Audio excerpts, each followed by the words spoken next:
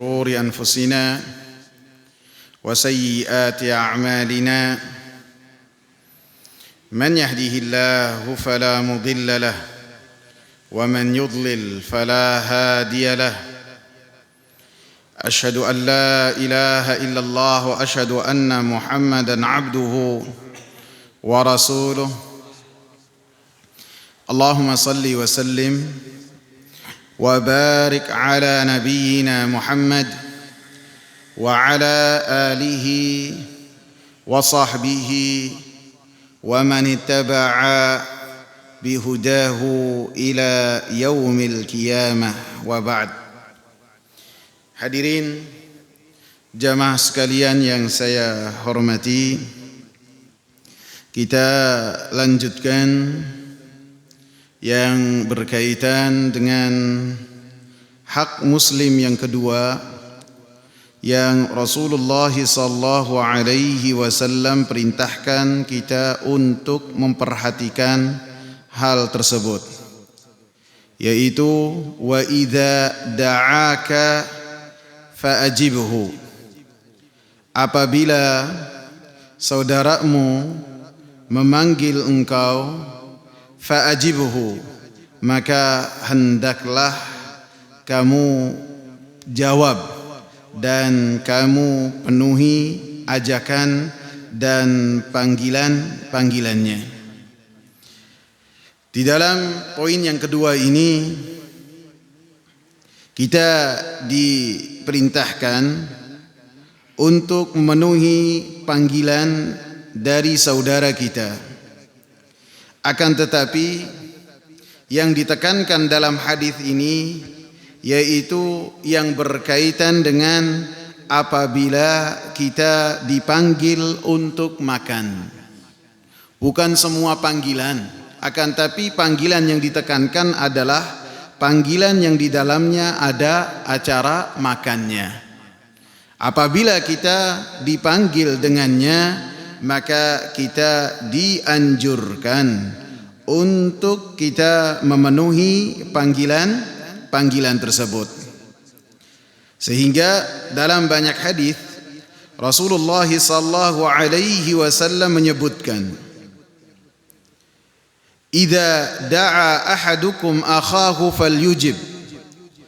Dari hadis Abdullah bin Umar yang tercantum dalam Sahih Muslim, apabila salah seorang di antara kalian dipanggil atau memanggil saudaranya untuk makan, fal yujib, maka hendaklah dia memenuhi panggilan tersebut. Apa yang dimintakan oleh saudaranya, dia memenuhinya. Dalam hadis lain dari Abdullah bin Umar juga tercantum dalam Sahih Muslim, Rasulullah sallallahu alaihi wasallam menyatakan, "Ajibu hadhihi ad-da'wata idza du'itum laha." Hendaklah kalian memenuhi undangan-undangan apabila kalian dipanggil dengannya. Sehingga ketika seseorang memenuhi panggilan dari saudaranya, maka dia akan memberikan kebahagiaan kepada saudaranya. Saudaranya yang memanggilnya merasa terhormat. Tidak harus dilihat makanannya mewah, penuh ataukah tidak. Maka ketika kita dipanggil oleh saudara kita, maka kita dianjurkan untuk memenuhi seruan tersebut. Sehingga sebagian ulama menyebutkan bahwasanya hadis-hadis yang berkaitan dengan anjuran untuk kita memenuhi undangan adalah yang berkaitan dengan undangan walimah.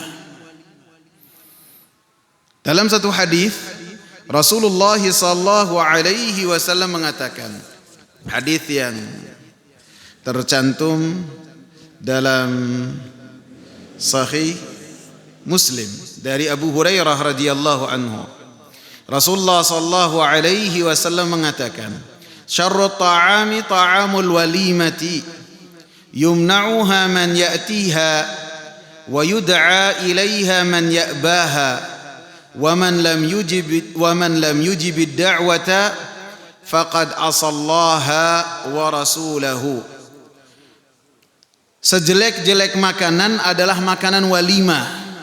Ketika makanan walimah tersebut dihalangi dari makanan tersebut orang-orang yang menginginkannya. Wa yud'a ilaiha man ya'baha, dan diundang di walimah tersebut orang-orang yang tidak menginginkannya. Dalam riwayat atau athar yang mauquf yang dibawakan oleh Abu Hurairah juga dan tidak disandarkan kepada Rasulullah sallallahu alaihi wasallam, Abu Hurairah mengatakan, syarrut ta'ami ta'amul walimati yud'a lahal aghniya wa yutrakul fuqara. Sejelek-jelek makanan adalah makanan walimah, yang makanan walimah itu hanya dikhususkan untuk orang-orang kaya saja, untuk pejabat, untuk orang-orang yang dianggap bersekelas dengan orang yang mengundangnya. Maka apabila walimah tersebut demikian, maka dikategorikan oleh Rasulullah sallallahu alaihi wasallam sebagai sejelek-jelek makanan, yang dipanggil orang kaya saja.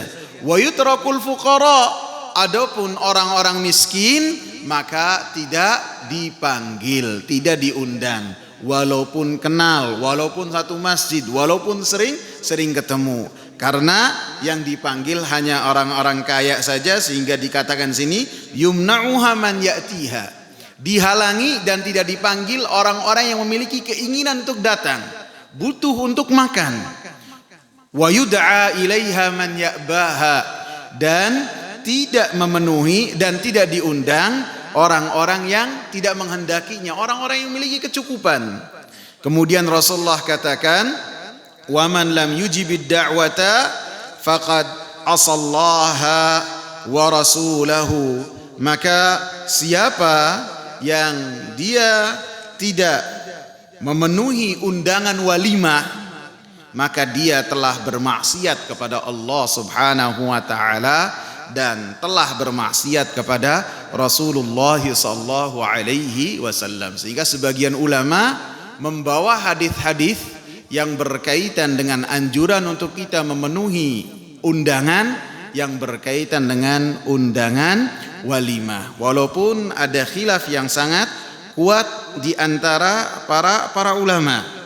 Sebagian besar para ulama mengatakan bahwasanya hukum dari memenuhi undangan walimah itu adalah wajib, karena hadis tadi mengatakan waman lam yujib ad-da'wata faqad asallaha wa rasulahu. Sebagian yang lain mengatakan bahwasanya memenuhi undangan walimah itu hanyalah sunnah saja, dan sebagian yang lain mengatakan bahwasanya memenuhi undangan walimah itu hukumnya hanya fardu kifayah. Jadi berbeda-beda para ulama ketika menyatakan yang berkaitan dengan walimah apa hukumnya. Walaupun para ulama mengatakan, sebagian besar dari ahli ilmu mengatakan bahwasanya memenuhi undangan walimah itu hukumnya wajib. Karena dalam hadis yang disebutkan oleh Rasulullah sallallahu alaihi wasallam, Rasulullah sallallahu alaihi wasallam iringkan kepada orang-orang yang tidak memenuhi undangan itu dengan bermaksiat kepada Allah Subhanahu wa taala, bermaksiat kepada Rasulullah sallallahu alaihi wasallam. Bermaksiat tidaklah disebut oleh Rasulullah sallallahu alaihi wasallam kecuali yang berkaitan dengan perkara-perkara yang wajib. Jadi ini menunjukkan idza da'aka fa'ajibhu, apabila saudaramu mengundang di sini salah satu maknanya adalah mengundang kita untuk datang ke walimah. ke acara pernikahan, maka itu sebagian besar para ulama mengatakan hukumnya adalah wajib. Akan tetapi para ulama memberikan syarat untuk kita ini mendapatkan kewajiban untuk mendapatkan kewajiban untuk datang ke walimah yang telah dikatakan oleh Rasulullah sallallahu alaihi wasallam, idza da'aka fajibhu. Disebutkan ada tujuh syarat atau 6 syarat. Syarat yang pertama adalah an yakuna da'i musliman. Yang memanggil kita adalah orang muslim, karena termasuk hak muslim dari muslim lainnya.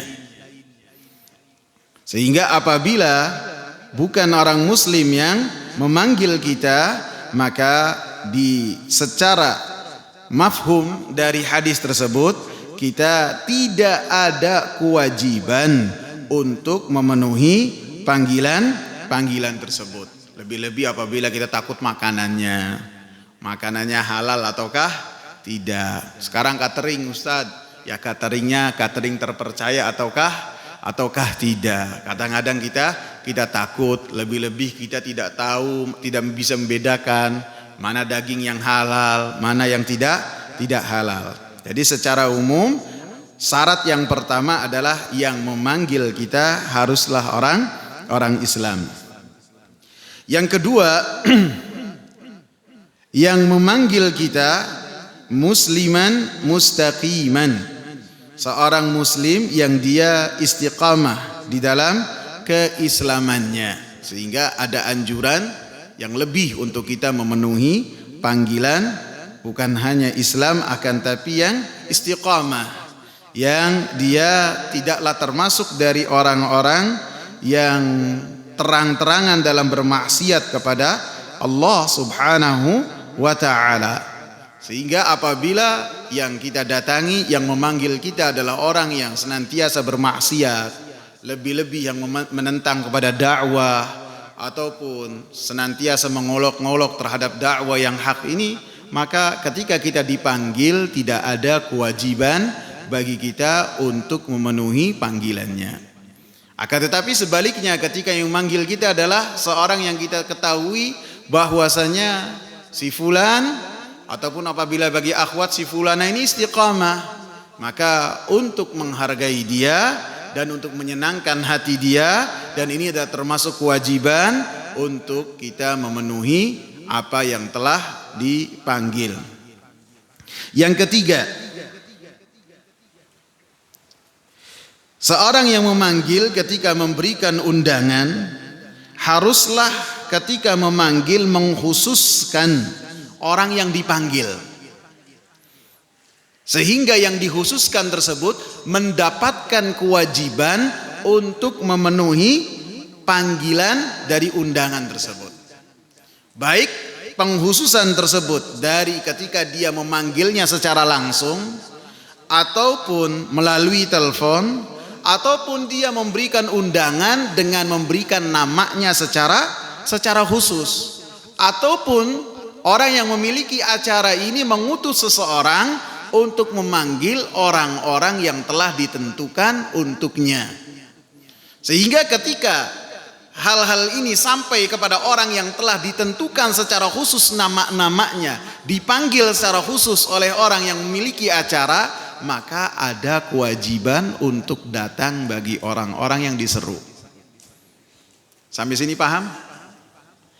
Apabila cara manggilnya, misalnya setelah sholat maghrib ada yang menikah, ataupun ada acara, kemudian tuan rumah setelah sholat isya maju ke depan, jamaah sholat isya, saya punya walimah, silakan datang ke walimah saya undang antum semua untuk datang. Maka apabila panggilannya demikian, tidak ada pengkhususan nama kepada si fulan, maka pada saat itu hukum demikian tidaklah wajib untuk setiap individu yang ada di masjid. Karena apa? Karena undangannya sifatnya jafala, sifatnya menyeluruh, secara secara umum, tidak ada pengkhususan. Beda ketika seorang datang kepada seorang secara langsung, ataupun menelpon, ataupun mengirim undangan, menyebut namanya, maka ada kewajiban. Jadi di dalam hal ini kita berkaitan dengan wajib ataukah tidak. Adapun seorang mau datang memenuhi undangannya, mau tidak, maka itu dikembalikan ke masing-masing. Jadi tidak ketika dipanggil secara khusus kemudian tidak datang, tidak juga. Kita hanya berbicara tentang kewajiban beban kita, sehingga apabila kita tidak datang maka kita mendapatkan dosa. Karena Rasulullah sallallahu alaihi wasallam ketika mengadakan walimah untuk dirinya, maka Rasulullah sallallahu alaihi wasallam mengutus seseorang untuk memanggil orang-orang yang beliau sebutkan untuk datang. Mengutus seseorang. Bahkan Rasulullah sallallahu alaihi wasallam mengatakan kepada Anas, "Wad'u li man laqita." Kau panggil siapa yang kau ketemui di jalan. Kau panggil siapa yang kau temui di jalan ketika Rasulullah sallallahu alaihi wasallam menikah dengan Zainab. Siapa Zainab itu? Zainab bintu Jahash. Siapa Zainab? Siapa Zainab? Hah? Hah? Enggak dengar, Pak. Enggak dengar. Bukan. Zainab itu sepupu Rasulullah yang tadinya menikah dengan Zaid ibn Harithah.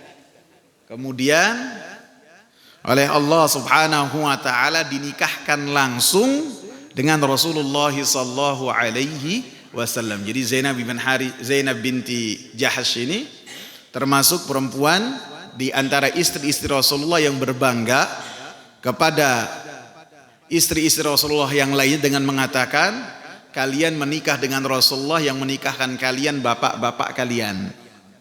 Sedangkan saya yang menikahkan adalah Allah Subhanahu wa taala langsung di atas langit, di atas arsy-Nya. Allahu akbar. Maka ketika Rasulullah sallallahu alaihi wasallam memerintahkan kepada Anas untuk memanggil siapa saja yang Rasulullah sebutkan namanya, kemudian Rasulullah iringkan untuk kamu panggil kepada siapa saja yang engkau kehendaki untuk ditemui. Siapa saja kau temui di jalan kemudian mau dipanggil di dalam walimah saya, silakan.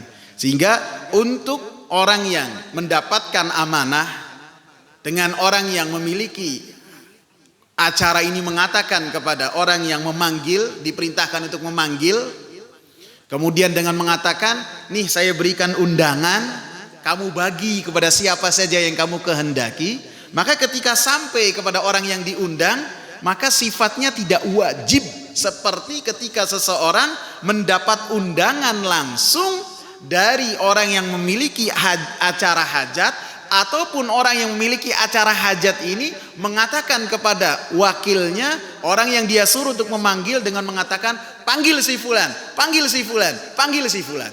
Maka kewajibannya itu lebih kuat.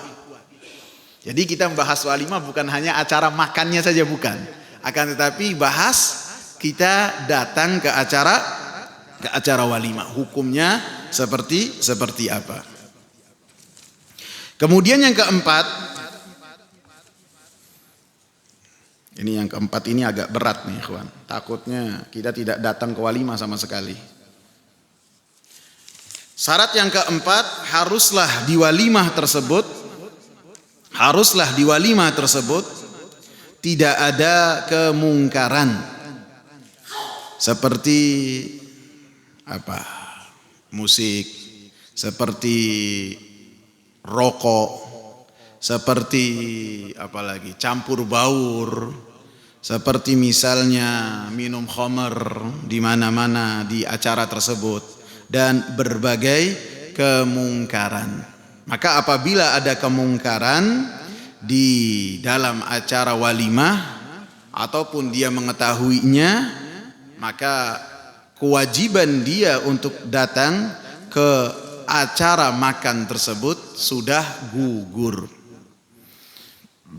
Kecuali yang dikecualikan adalah bagi orang-orang yang ketika datang dia bisa merubah hal-hal mungkar yang ada di walimah tersebut. Bisa jadi pejabat yang datang, karena penguasa itu bisa merubah suatu kemungkaran yang terkadang tidak bisa dirubah oleh ahli ilmu.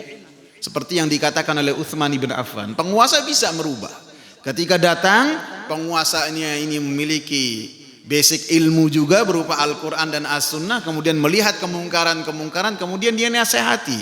Orang yang punya acara hajat, bisa dia ada anjuran lebih untuk datang sehingga memberikan nasihat, sehingga merubah hal-hal yang mungkar di acara tersebut. Karena apabila ada kemungkaran, kita dianjurkan untuk merubahnya. Man ra'a minkum munkaran falyughayyirhu. Siapa yang melihat kemungkaran, maka hendaknya dia merubahnya dengan tangannya, dengan lisannya, kalau tidak dengan hatinya, dan dengan meninggalkan acara tersebut.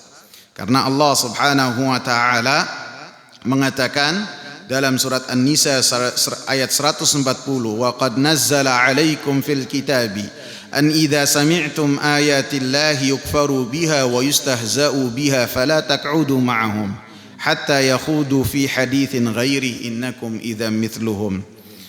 Janganlah apabila Allah Subhanahu wa taala sungguh telah menurunkan atas kalian di dalam Alkitab Al-Quran, dan jika kalian mendengar ayat-ayat Allah diingkari dan diolok-olok, maka kalian jangan duduk bersama dengan mereka. Jadi kemungkaran yang disebutkan dalam surat An-Nisa ayat 140, ayat-ayat Allah diingkari dan diolok-olok, maka kalian jangan duduk bersama mereka dalam kemungkaran yang ada di tempat tersebut, hatta yakhudu fi haditsin ghairi, sampai mereka berbicara dengan pembicaraan yang lain.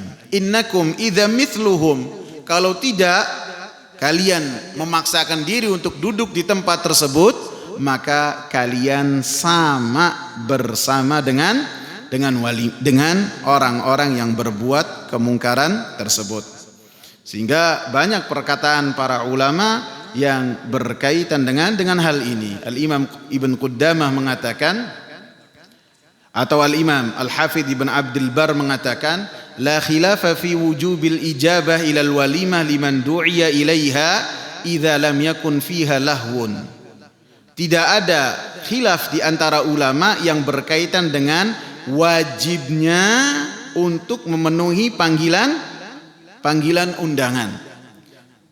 Idza lam yakun fiha lahwun, apabila di dalamnya tidak ada perbuatan sia-sia. Disebutkan oleh Al-Imam Ibn Qudamah rahimahullah, idza du'iya ila walima fiha ma'siyatun kal khamri waz zamri wal 'udi wa nahwihi, apabila dipanggil ke acara walimah dan di dalamnya ada kemaksiatan seperti khamr, seperti alat-alat musik dan lainnya ada di dalamnya, telah nampak, wa amkanahul inkar wa izalatul munkar, dan dia mampu untuk mengingkari dan menghilangkan kemungkaran tersebut, lazimahul hudur, maka kata Imam Ibn Qudamah, orang ini wajib untuk datang, wal inkar, dan wajib untuk mengingkari, li'annahu yuaddi fardaini, karena dia dengan kedatangannya ini melaksanakan dua kewajiban. Kewajiban yang pertama, memenuhi seruan dan panggilan dari saudaranya, dan kewajiban yang kedua, menghilangkan kemungkaran yang ada di hadapannya dan yang dia dengar, baik dan dia lihat. Wa illam yakdir alal inkari lam yahdur, apabila dia tidak mampu untuk mengingkari, maka dia tidak bisa datang, harus mengingkari. Sehingga ini adalah hal yang harus diperhatikan. Bahkan Rasulullah sallallahu alaihi wasallam pun termasuk yang memperhatikan hal tersebut. Bahkan di dalam permasalahan-permasalahan yang permasalahan tersebut bukanlah suatu hal yang haram, Maka ketika Rasulullah sallallahu alaihi wasallam melihat hal tersebut tidak layak, maka Rasulullah tidak memenuhi panggilan tersebut. Jadi ketentuannya sangat tinggi sekali untuk Nabi sallallahu alaihi wasallam. Disebutkan dalam satu hadis Rasul disebutkan bahwasanya seseorang datang ke rumahnya Ali bin Abi Thalib radhiyallahu anhu dan bertamu ke rumahnya Ali radhiyallahu anhu. Fasana'a lahu ta'aman, maka Ali radhiyallahu anhu membikin makanan untuk tamu tersebut. Faqalat Fatimah, maka Fatimah radhiyallahu anha, istrinya dan putri Rasulullah sallallahu alaihi wasallam mengatakan, "Lau da'awna Rasulullah sallallahu alaihi wasallam fa akala ma'ana fada'awhu." Seandainya kita memanggil Rasulullah supaya Rasulullah makan bersama dengan kita untuk menemani tamu kita, maka keduanya memanggil Rasulullah sallallahu alaihi wasallam. Kemudian Rasulullah sallallahu alaihi wasallam datang sampai di pintunya rumahnya Ali dan rumahnya Fatimah. Fara'al kirama qad duriba bihi fi nahiyatil bait. Maka beliau mendapati di rumahnya Ali pada saat itu ada kain, yang kain tersebut menutupi temboknya rumahnya Ali dan Fatimah. Melihat hal tersebut, Rasulullah sallallahu alaihi wasallam langsung balik lagi. Padahal sudah ada di pintu. Melihat tembok ditutup dengan kain untuk dihias ataupun digimanain, maka Rasulullah sallallahu alaihi wasallam balik lagi. Kemudian kata Fatimah radhiyallahu anha kepada suaminya, ilhaqhu fanzur ma raja'ahu. Susullah Rasulullah dan tanyalah apa yang menjadikan Rasulullah sallallahu alaihi wasallam kembali lagi. Maka kata Ali radhiyallahu anhu, saya menyusul Rasulullah sallallahu alaihi wasallam dan bertanya kepada Rasulullah, "Ya Rasulullah, ma raddak?"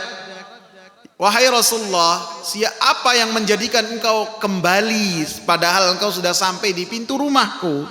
Qal innahu laysa li aw li nabiyyin an yadkhula baitan muzawwaqa. Sesungguhnya tidak boleh untukku ataupun untuk nabi, seorang nabi, untuk masuk ke rumah yang rumah tersebut terhias dengan hal apa yang dilihat oleh Rasulullah sallallahu alaihi wasallam. Para ulama mengatakan hal tersebut tidaklah haram, tidaklah suatu yang diharamkan, karena sifat dari Rasulullah apabila melihat yang haram diapakan? Diingkari. Rasulullah tidak akan diam ketika melihat kemungkaran, pasti mengingkari dan pasti menghilangkan kemungkaran tersebut. Akan tetapi ketika Rasulullah sallallahu alaihi wasallam balik lagi meninggalkan hal tersebut, menunjukkan bahwasanya hal tersebut tidaklah dianjurkan dan Rasulullah sallallahu alaihi wasallam menghindari hal tersebut. Sehingga ada sebagian para ulama mengatakan apa yang terjadi pada Rasulullah ini adalah hal yang khusus untuk Rasulullah sallallahu alaihi wasallam saja. Untuk Rasulullah saja. Dan untuk seorang nabi apabila melihat hal yang demikian yang menunjukkan sedikit pengagungan terhadap dunia, apa faedahnya tembok ditutup dengan kain yang di dalamnya manusia sangatlah terlalaikan dengan dunia dan kemegahan dunia, maka seorang nabi berpaling dari hal tersebut. Dan saya dapati juga dalam kitab Adabuz Zifaf bahwasanya Abdullah bin Umar melakukan hal yang sama.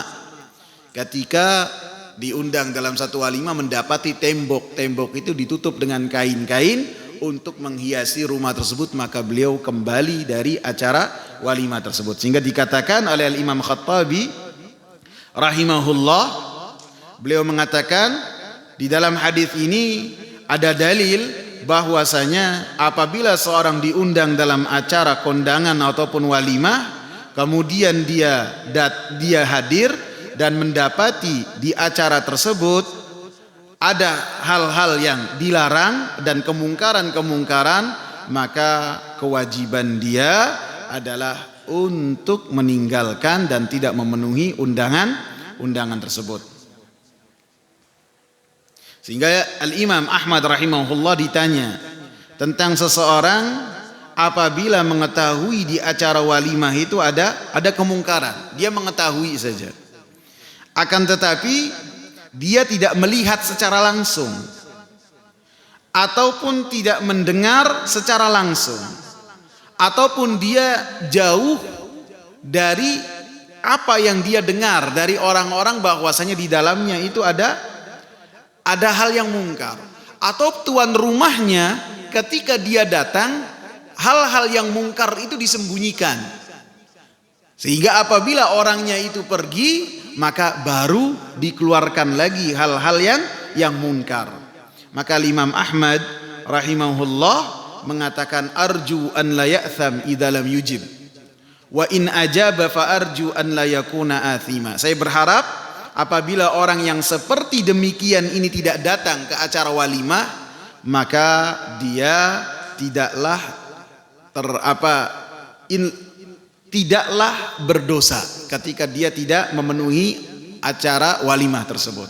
Wa in ajab, dan apabila memenuhi, maka saya pun berharap bahwasanya orang tersebut tidak berdosa. Jadi Al-Imam Ahmad ibn Hanbal memberikan dua jawaban yang hampir berbeda. Yang apabila dilakukan tidak berdosa, apabila tidak memenuhi panggilannya tidak berdosa. Dan banyak perkataan para ulama yang berkaitan dengan syarat yang keempat ini, dan syarat yang sangat berat.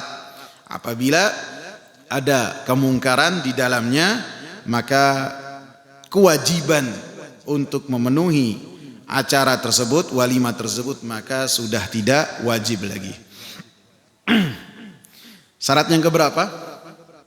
Kelima. Syarat yang kelima, orang yang diundangnya tidak memiliki uzur, baik berupa sakit ataupun safar, ataupun dia merawat orang sakit, ataupun dia takut terhadap dirinya, hartanya ataupun jiwanya, ataupun apabila walimahnya, acara yang dia diundang dengannya, di dalamnya ada kesusahan, sehingga ketika dia datang membebani diri untuk menghadiri acara tersebut, maka sudah tidak wajib lagi. Karena semua hal yang diwajibkan dalam syariat ini, maka akan gugur kewajibannya apabila ada uzur. Apalagi yang sifatnya itu membebani, misalnya dalam satu hari mendapatkan lima undangan, misalnya lebih-lebih lima undangan ini daerahnya atau kecamatannya berbeda-beda.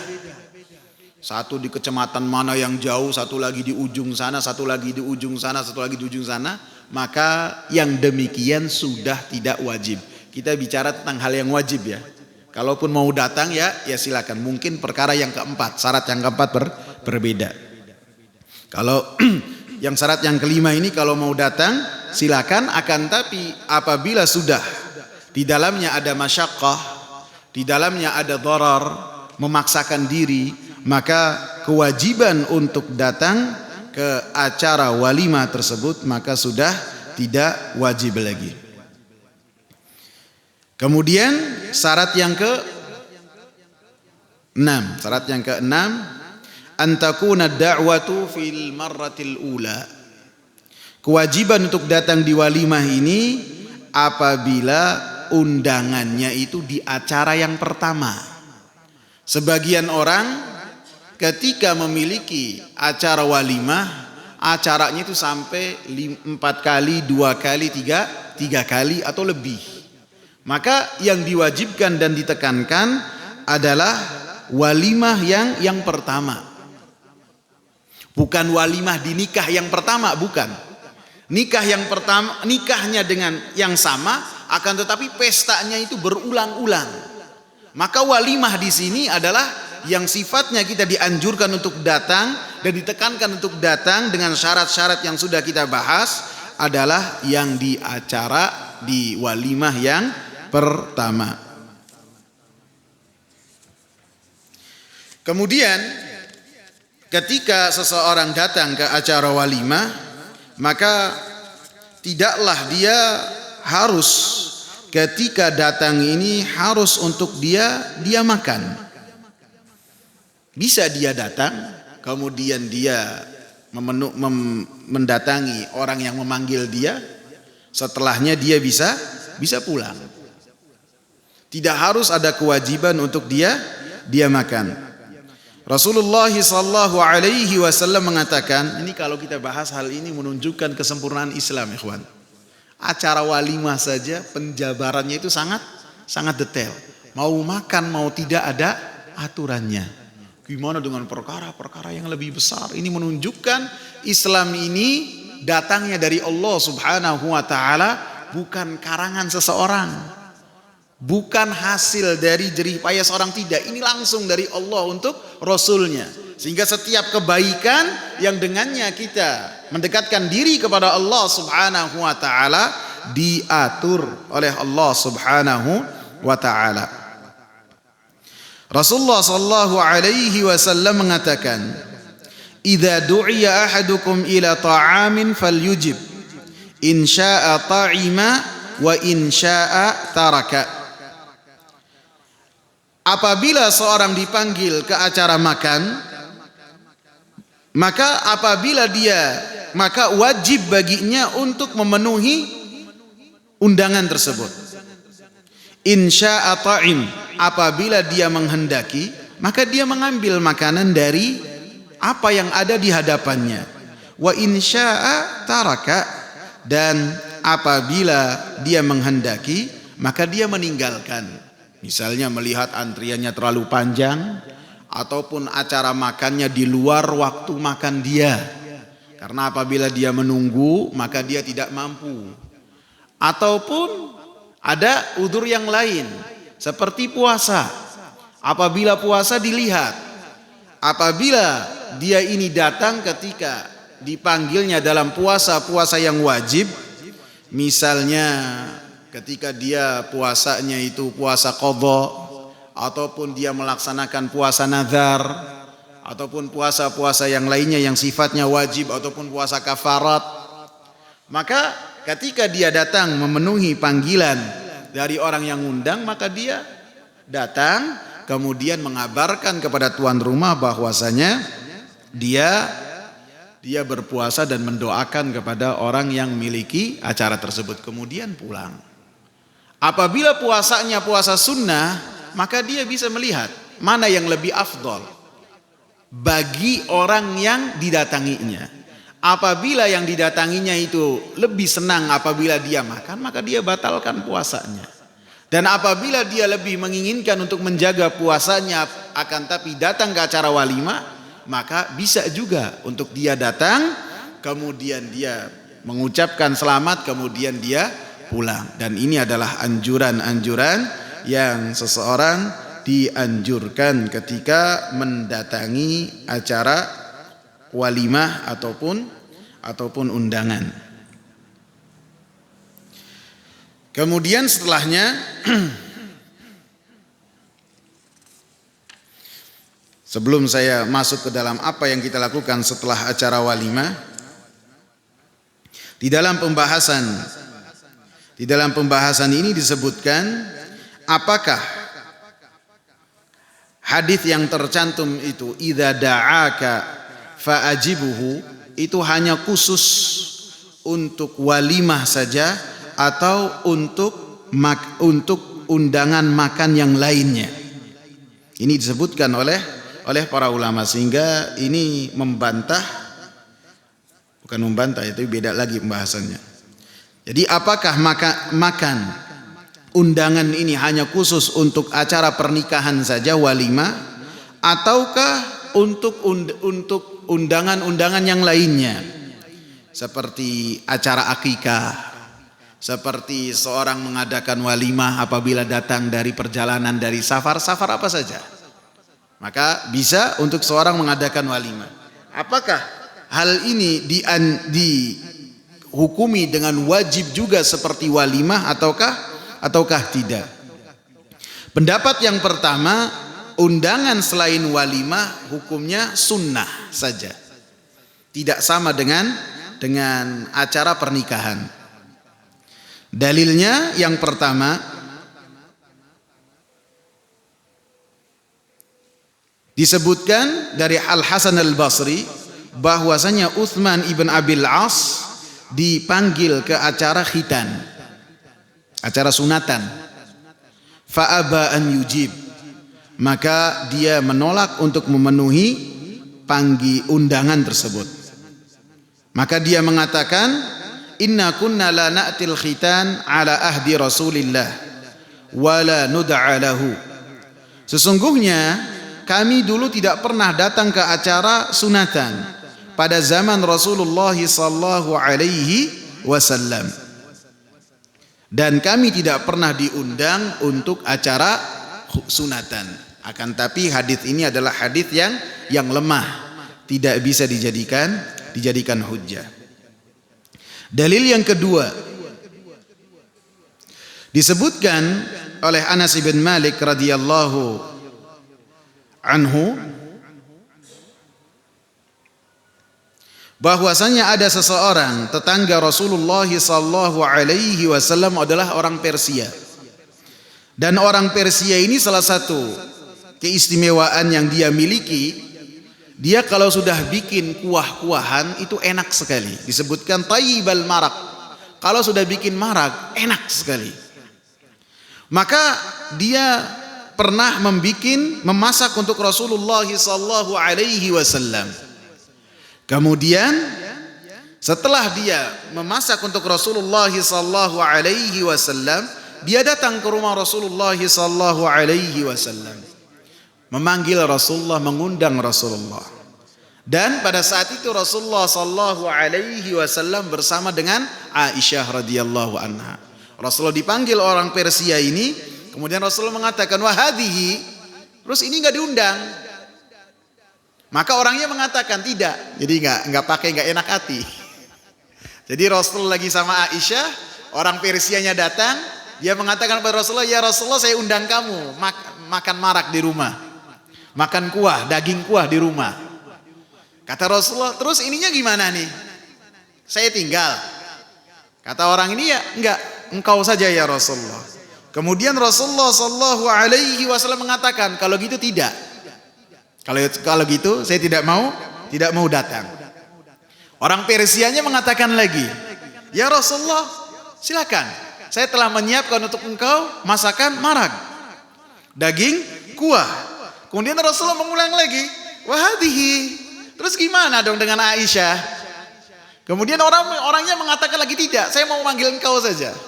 Ini menunjukkan bahwasanya Rasulullah sallallahu alaihi wasallam menjaga perasaan orang yang ada di hadapannya. Sehingga apabila dipanggil, kalau sendirian saja dia tidak mau. Harus dengan orang yang bersama dengan dia, harus dibawa juga untuk makan bersama dengan orang yang memanggilnya. Sehingga dalam hadis ini termasuk sisi pengambilan dalilnya bahwasanya Rasulullah ketika dipanggil bukan untuk acara walimah, acara pernikahan, Rasulullah mengatakan, kalau gitu tidak, selama Aisyah tidak dipanggil. Kemudian orang ini mengulanginya ketiga kali, dan kemudian orang ini mengatakan, "Ya, Aisyah juga dibawa." Faqama yatadafa'ani hatta ataya manzilahu. Kemudian Rasulullah dan Aisyah radhiyallahu anha berjalan dengan sangat cepat sampai yatadafa'an, saling senggol menyenggol untuk bersegera masuk ke rumahnya orang Persia, saling mendorong dengan jalan yang cepat. Perkataan yang kedua dari perkataan para ulama, bahwasanya setiap undangan makan, baik itu acara pernikahan ataupun lainnya, apabila kita diundang untuknya maka hukumnya adalah wajib seperti acara urs pernikahan. Dan ini adalah pendapat yang sangat kuat. Karena Rasulullah sallallahu alaihi wasallam mengatakan, "Falyujib ursan kana au nahwahu." Hendaklah kalian memenuhi undangan walimah ataupun selain walimah. Rasulullah sallallahu alaihi wasallam mengatakan, "Idza da'a ahadukum akhahu falyujib." Apabila salah seorang di antara kalian memanggil saudaranya untuk makan, maka hendaklah memenuhi yang dipanggil tersebut. Ursan kana au nahwahu. Baik itu acaranya pernikahan ataupun selain pernikahan, maka hendaklah memenuhi panggilan undangan tersebut. Dalam hadis yang sebelumnya saya sebutkan, Rasulullah sallallahu alaihi wasallam mengatakan, "Ajibu hadhihi da'wah idza du'itum laha." Kalian penuhilah orang-orang yang mengundang kalian apabila kalian diundang untuknya. Kemudian Abdullah bin Umar perawi hadis ini mengatakan atau mencontohkan bahwasanya beliau senantiasa menghadiri undangan, baik itu yang berkaitan dengan acara pernikahan ataupun acara lainnya, selama di dalamnya tidak ada kemaksiatan kepada Allah Subhanahu wa taala. Habis ya? Masih ada waktu enggak? Masih, kita lanjutkan. Kemudian apa yang kita lakukan apabila kita selesai menghadiri acara walimah? Saya cari di Adabuz Zifaf, kitabnya enggak ada, tapi pernah saya baca. Halaman 175. Halaman disebutkan oleh Al-Imam Al-Albani rahimahullah dalam halaman 166 dalam kitab beliau yang sangat fenomenal sekali, Adabuz Zifaf. Ini luar biasa kitab beliau. Beliau mengatakan yang dianjurkan bagi orang-orang yang datang ke undangan, baik itu acara walimah ataupun diundang makan apapun bentuknya, yang pertama an yad'u li sahibiha ba'dal faraghi bima jaa'a anhu, untuk mendoakan orang yang telah memanggil dia makan setelah makan didoakan. Dan para salafus saleh senantiasa menyembunyikan doa ketika berdoa untuk orang lain kecuali di acara makan. Di acara makan, para salafus saleh senantiasa mereka menunjukkan bahwasanya mereka mengapresiasi orang yang telah memanggil dia makan, bagaimanapun makanannya. Dan ini kita dapati ketika kita kedatangan Syekh Muhammad Al-Hashimi. Jadi kalau kita kedatangan orang alim, antum jangan lihat bengong ini ngomongnya gimana, enggak. Antum lihat akhlaknya. Antum lihat. Ketika makan, ketika menyampaikan, ketika ketemu sama Ami Ahmad. Antum lihat, anak kemarin ada di belakang, Ami Ahmad pulang, Ami Ahmad Majbur ya, Abu Fuad, begitu pulang dikejar sama Syekh Muhammad. Ini akhlak loh, akhlak. Karena termasuk akhlak yang luar biasa, menghormati orang tua. Dan saya dapati dari masyayikh, itu mereka sangat menghormati orang tua. Saya lihat, Ami Ahmad pulang, dituntun sama Al-Akh Salim, dikejar sama Syekh Muhammad. Ditemuin dan diajak ngobrol. Dan ini akhlak yang luar biasa. Antum kalau udah Syekh, lihat akhlaknya gimana. Dan ini bedanya kita dengan orang-orang yang dekat dengan ulama. Saya lihat para ulama yang mereka seperti di Saudi, mereka memiliki kesabaran yang luar biasa, dibentak diam saja. Sebagian ulama ketika ngomong ditarik imamahnya, diam saya sabar. Karena apa? Mereka terbiasa melihat contoh dari ulama-ulama yang telah mereka hidup bareng dengannya. Hidup bareng. Saya pernah di Madinah diajak sama teman. Ayo Jeffrey, kita temuin Syekh Abdus Salam Syuwair, Syekh yang sekarang sering nongol di YouTube. Kita temuin saja. Kita lewat, kita ajak salaman. Begitu ketemu, diajak salaman, ngobrol, senyum, tanya. Ditanya kaif halak, ish akhbar, baik sekali, enak sekali. Habis itu ketika mau jalan dia permisi. Kaget saya. Ketika dia mau meninggalkan kita, yang ketemu di jalan ini, dia permisi. Sta'dzinukum, saya permisi. Padahal ini Syekh, ini mau ngisi di Masjid Nabawi, kita sapa. Masih ketemu, salaman, cipika-cipiki, kemudian dia minta izin sebelum jalan. Dan antum apabila lihat masyayikh, antum perhatikan akhlaknya. Ketika bermuamalah, ketika ngomong. Saya dapati ketika makan bareng di rumah Al-Ah Ali Bamujubur. Selesai makan apa? Doa. Dan ini termasuk sunnah yang kita lalai darinya. Doa, langsung berdoa. Dan doanya itu jahar. Didoakan dan yang lain mengamin. Dan ini termasuk sunnah yang dilalaikan. Ketika selesai makan, tidak langsung pulang akan tetapi berdoa. Di antara doa-doa yang disebutkan oleh Syekh Albani rahimahullah adalah yang pertama dengan doa Allahumma gfir lahum warhamhum wa barik lahum fima razaqtahum. Beliau membawakan hadis dari Abdullah bin Busur bahwasanya bapaknya Busur memasak untuk Nabi sallallahu alaihi wasallam dan memanggil Nabi sallallahu alaihi wasallam, dan Nabi sallallahu alaihi wasallam memenuhi undangan makannya. Selesai makan, Nabi sallallahu alaihi wasallam mendoakan doa ini. Allahumma gfir lahum warhamhum, didengar oleh orang yang didoakannya. Wa barik lahum fima razaqtahum. Ini harus dihafali ikhwan. Kemudian doa juga dengan doa yang sangat panjang dari Miqdad ibn al-Aswad. Rasulullah sallallahu alaihi wasallam dalam satu malam masuk ke kumpulan mereka, ke kumpulan sahabat-sahabat yang ada di masjid ahli suffah. Kemudian Rasulullah sallallahu alaihi wasallam mengucapkan salam yang salamnya itu di tengah malam ya, didengar oleh orang yang lagi sadar dan tidak mengganggu orang yang tidur. Kemudian Rasulullah sallallahu alaihi wasallam mencari makanan, tidak dapat. Kemudian Rasulullah berdoa, Allahumma at'im man at'amani waski man saqani. Ya Allah, berilah makan orang yang memberikan saya makan, dan berilah dia minum orang-orang yang memberikan saya minum. Maka kata Miqdad, saya langsung cari makanan, saya langsung menyembelih kambing, saya langsung masak, saya siapkan susu, saya siapkan korma, siapkan air, terus kemudian saya bawa untuk Rasulullah sallallahu alaihi wasallam. Kemudian Rasulullah sallallahu alaihi wasallam makan dengan apa yang telah disediakan oleh Miqdad, sehingga Miqdad pun bergembira setelah Rasulullah sallallahu alaihi wasallam berlalu dengan mengatakan asabatni da'watun nabi, saya telah mendapatkan doa dari Nabi sallallahu alaihi wasallam. Itu yang kedua, apa tadi? Allahumma at'im man at'amani waski man saqani.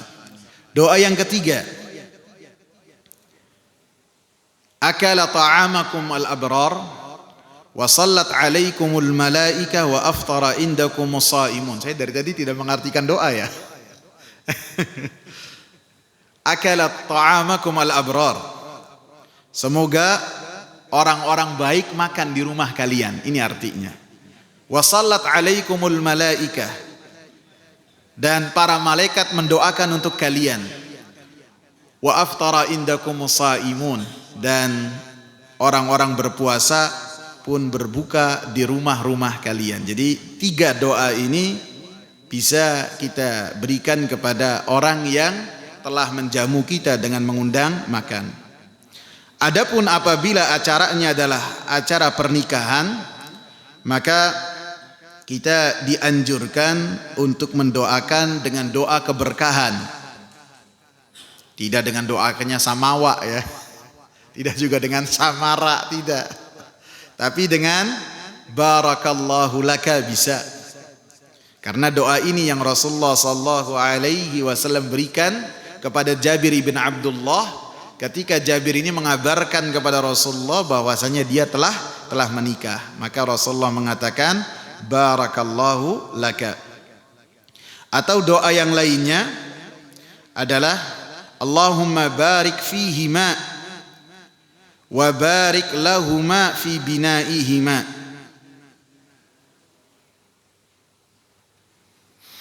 Doa yang ketiga disebutkan oleh Aisyah radhiyallahu anha, ketika Rasulullah sallallahu alaihi wasallam menikahiku, kemudian ibuku mendatangiku dan memasukkanku ke rumah, maka perempuan-perempuan kalangan Ansar datang ke rumah.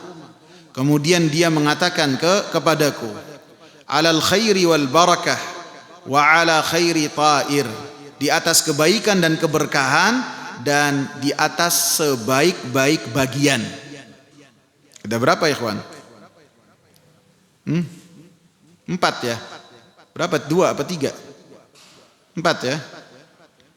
Doa yang berikutnya bahwasanya Nabi sallallahu alaihi wasallam mendoakan apabila mendapati ada orang yang menikah dengan doa barakallahu laka wa baraka alaika wa jama'a bainakuma fi khair, dalam riwayat yang lain ala khair.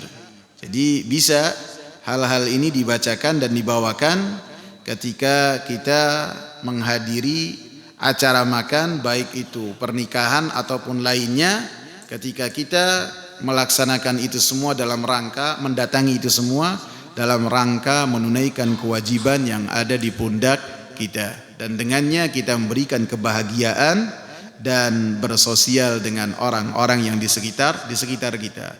Karena dengan acara walimah, acara makan, kita kumpul, mengetahui keadaan orang, mendapatkan kabar tentang orang yang bisa jadi kita tidak dengar sebelumnya. Habis ya? Cukup, semoga bermanfaat. Bener kan? Satu hak, satu pertemuan. Sekarang tentang idza da'aka fajibhu. Semoga bermanfaat. Subhanakallahumma bihamdika asyhadu an la ilaha illa anta astaghfiruka wa atubu ilaik. Assalamu alaikum warahmatullahi wabarakatuh.